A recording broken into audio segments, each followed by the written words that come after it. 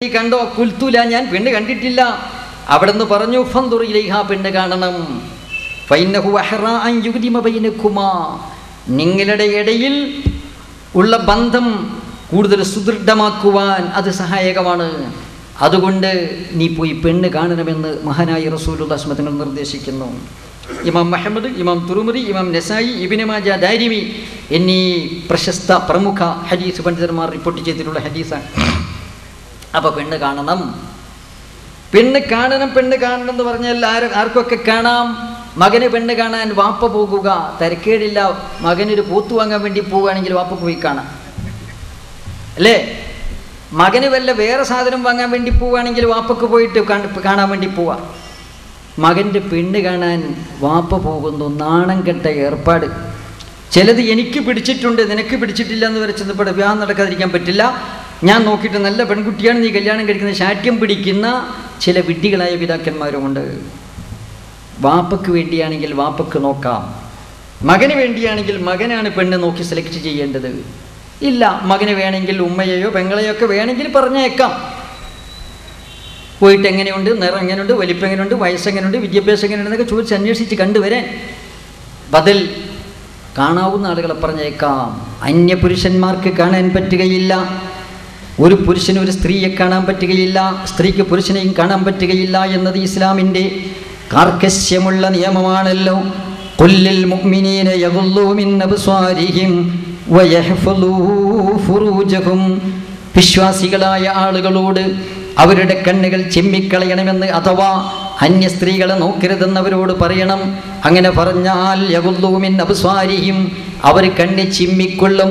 വയഹ്ഫളൂ ഫുറൂജഹും, ഗുഹ്യസ്ഥാനങ്ങൾ അവർ കാത്ത് സംരക്ഷിച്ചുകൊള്ളും. ഖുർആനിൻ്റെ ശൈലി നിങ്ങൾ നോക്കണം. സത്യവിശ്വാസികളോട്, ഖുല്ലിൽ മുഅ്മിനീൻ, വിശ്വാസികളോട് പറയണം. പറയേണ്ട മാത്രയിൽ തന്നെ അവരുടെ പ്രതികരണം എങ്ങനെയാണ് ഖുർആൻ പറയുന്നത്? യഗ്ളൂ, അത് ചെവിക്കൊണ്ട് അവരെ കണ്ണടച്ചുകൊള്ളും. വയഹ്ഫളൂ ഫുറൂജഹും, അവിടെ ഗുഹ്യസ്ഥാനങ്ങൾ അവർ കാത്ത് സംരക്ഷിച്ചുകൊള്ളും. ഇതേ ശൈലിയിൽ തന്നെ ഖുർആൻ പറഞ്ഞു ഖുല്ലിൽ മുഅ്മിനാത്തി യഗ്ളൂന മിൻ അബ്സാരിഹിന്ന വയഹ്ഫദന ഫുറൂജഹുന്ന, വിശ്വാസിനികളോടും പറയണം. അങ്ങനെ പറഞ്ഞു കഴിഞ്ഞാൽ യഗ്ളൂന മിൻ അബ്സാരിഹിന്ന, അവരുടെ കണ്ണുകൾ അവർ ചിമ്മിക്കൊള്ളും. വയഹ്ഫദന ഫുറൂജഹുന്ന, അവിടെ ഗുഹ്യസ്ഥാനങ്ങൾ അവരെ കാത്ത് സംരക്ഷിച്ചുകൊള്ളും. വിശുദ്ധ ഖുർആൻ പറയുകയാണ്, ആണിന് പെണ്ണ് നോക്കാൻ പാടില്ല, പെണ്ണിനെ ആണ് നോക്കാൻ, അന്യന്മാരെ നോക്കാൻ പാടില്ല, അല്ലേ? ഇവിടെ ബഹുമാനപ്പെട്ട ഉമ്മു സലമ ബീബി റളിയല്ലാഹു അൻഹ ഒരു സമയത്ത് റസൂലുള്ളാഹി സ്വല്ലല്ലാഹു അലൈഹി വസല്ലം തങ്ങളുടെ തിരുസന്നിധാനത്തിൽ ഇരിക്കുകയാണ്. മൈമൂന ബീവിയും അവിടെയുണ്ട്. അപ്പോഴാണ് അങ്ങ് അകലെ നിന്ന് അബ്ദുല്ലാഹി ഇബ്നു ഉമ്മു മക്തും എന്ന അന്ധനായ കുരുടനായ സ്വഹാബി വരുന്നു. നബി തങ്ങൾ പറഞ്ഞു, ഹിത്തജിബ, മറക്കി പിറകിലേക്ക് പോകണം, നിങ്ങൾ വിളിക്കണം, മറക്കി പിറകിലേക്ക് പോകണം. ചോദിച്ചപ്പോൾ ഉമ്മു സലമ ബീബി അതാ സാൽപുതം ചോദിക്കുകയാണ്, അവലൈസ ഹുവ അഅ്മാ യാ റസൂലല്ലാഹ്, അദ്ദേഹം കുരുടനല്ലേ? ലാ യുബ്സിറുന, നമ്മളെ കാണുകയില്ലല്ലോ. മഹാനായ റസൂലുള്ളാഹി സ്വല്ലല്ലാഹു അലൈഹി വസല്ലം തിരിച്ചു ചോദിക്കുന്നു, അഫ അംയാബാനി അൻതുമാ അലസ്തുമാ തുബ്സിറാനിഹി, നിങ്ങൾ രണ്ടുപേരും അന്ധരാണോ? നിങ്ങൾ അദ്ദേഹത്തെ കാണുകയില്ലേ? സ്ത്രീ പുരുഷനെ കാണാൻ പാടില്ല, പുരുഷൻ സ്ത്രീയെയും കാണാൻ പാടില്ല അന്യരാണെങ്കിൽ. ഈ കർക്കശമായ നിയമത്തിൽ ഒരു അയവ് അള്ളാഹു വരുത്തിയിട്ടുണ്ട്. എല്ലാ പൊതു നിയമത്തിനും എക്സെപ്ഷൻ ഉണ്ടല്ലോ, ഇവിടെയും ഉണ്ട് ഒരു ഇസ്തിസ്ന. അതെന്താണ്? വിവാഹാന്വേഷണം നടത്തിക്കഴിഞ്ഞാൽ വിവാഹത്തിന് മുമ്പായി ആണിന് പെണ്ണിനെയും പെണ്ണിന് ആണിനെയും കാണാം. അത് അവർക്ക് രണ്ടുപേർക്കും മാത്രമേ പറ്റൂ, അവർക്ക് രണ്ടുപേർക്കും മാത്രമേ പറ്റൂ. അമ്മായി ഉമ്മക്ക് വന്നിട്ടുള്ള വിവാഹാന്വേഷണം നടത്തി വന്ന പുരുഷനെ അമ്മായിക്ക് കാണാൻ പറ്റുകയില്ല. അതുപോലെ തന്നെ വിവാഹാന്വേഷണം നടത്തിക്കൊണ്ട് ഈ പെണ്ണ് കാണാൻ വേണ്ടി ഉപ്പാക്ക് വരാൻ പറ്റുകയില്ല, വരുന്നതിന് കുഴപ്പമില്ല, കാണാൻ പറ്റുകയില്ല. ഇതാണ് കുഴപ്പം മുഴുവനും സൃഷ്ടിക്കുന്നത്. പലപ്പോഴും എന്താന്ന് പറഞ്ഞാൽ, എനിക്ക് പരിചയമുള്ള ഒരാളുണ്ട്, അയാളും വാപ്പയുമായി കശപിശായപ്പോൾ വാപ്പയോട് മകൻ പറഞ്ഞത്, നിങ്ങൾ എൻ്റെ ഉപ്പയല്ല, നിങ്ങൾ മൃഗമാണ് എന്നാണ് പറഞ്ഞത്.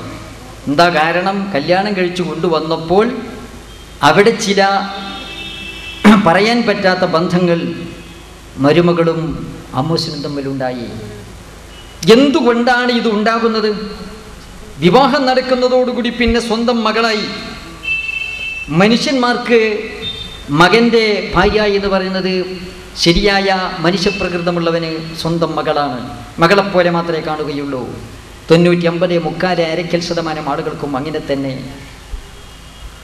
എന്നാൽ ചില ആളുകളുണ്ട് മൃഗീയതയുള്ളവർ, അവരിലാണ് ഇങ്ങനെയുള്ള ദുഷ്പ്രവണതകൾ ഉണ്ടാകുന്നത്.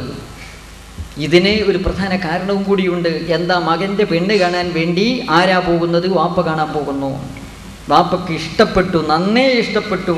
ആ ഇഷ്ടം അവരുടെ മനസ്സിൽ ആലേഖനം ചെയ്യുന്നത് ഇബിലീസാണ്.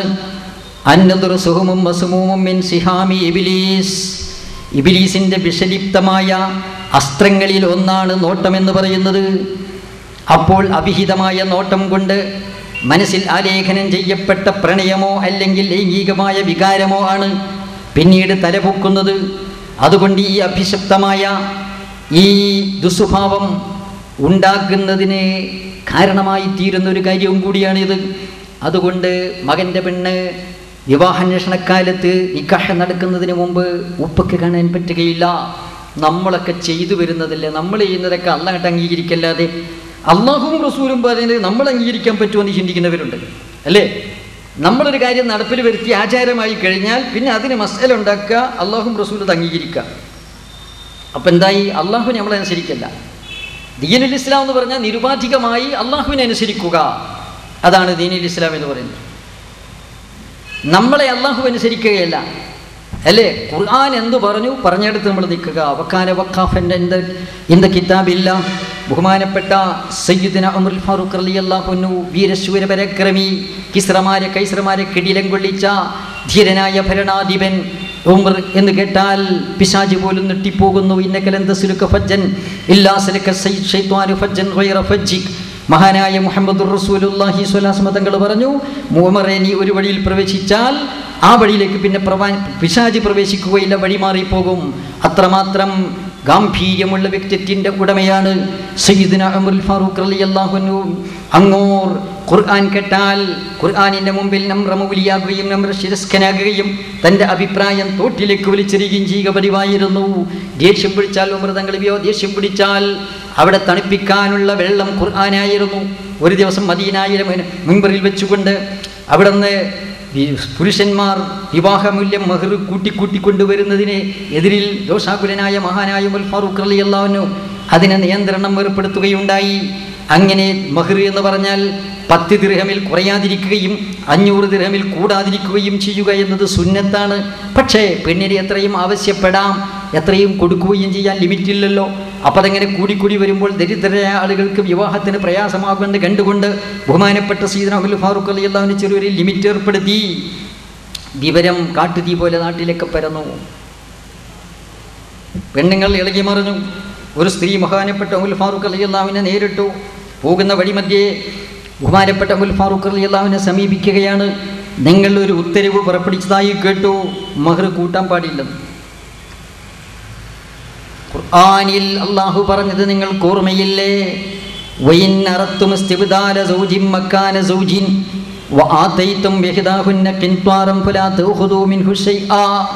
നിങ്ങൾ ഒരു വിവാഹം കഴിച്ചു, ആ പെണ്ണിനെ ഒഴിവാക്കേണ്ട സാഹചര്യം വന്നപ്പോൾ ഒഴിവാക്കുകയാണ്, മറ്റൊരു പെണ്ണിനെ സ്വീകരിക്കാൻ പോകുന്നു എങ്കിൽ ആദ്യത്തെ പെണ്ണിന് നിങ്ങൾ കൊടുത്ത സംഖ്യ മഹർ ഭീമമായ ഒരു സംഖ്യയാണെങ്കിൽ പോലും അതിൽ നിന്ന് ഒന്നും തിരിച്ചു വാങ്ങരുതെന്ന് ഖുർആൻ പറഞ്ഞിട്ടില്ലേ?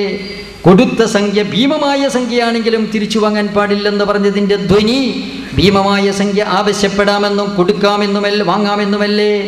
ബഹുമാനപ്പെട്ട ഉമർ ഫാറൂഖ് റളിയല്ലാഹു അൻഹു ഖുർആൻ അങ്ങ് കേട്ടപ്പോൾ അവിടെ നിന്ന് നിങ്ങൾ നോക്കണം, ആ വലിയ ഗജവീരനായ മഹാനായ ഭരണാധിപൻ കൊച്ചു കൊതികിനെ പോലെ ഖുർആനിന് മുമ്പിൽ ചെറുതായി പോയി. ഉമറിന് തെറ്റുപറ്റി, പെണ്ണിന് സത്യം മനസ്സിലായി, തൻ്റെ ഉത്തരവ് പിൻവലിക്കുന്നു, ഓർഡിനൻസ് പിൻവലിക്കുന്നു. ഇതാണ് മുഅ്മിനിന്റെ ലക്ഷണം. അള്ളാഹു പറഞ്ഞു, അള്ളാഹുവിൻ്റെ റസൂൽ എന്ന് പറഞ്ഞവിടെ അപ്പീലില്ല. അതുകൊണ്ട് ഇവിടെ നമുക്ക് ഇനി ഇവിടുന്ന് പറയാൻ പോകുന്ന കാര്യങ്ങൾ അത് അള്ളാഹുവിൻ്റെ നിയമമാണെങ്കിൽ അത് നമ്മൾ സർവാത്മന സ്വീകരിക്കണം, ശിരസ വഹിക്കണം.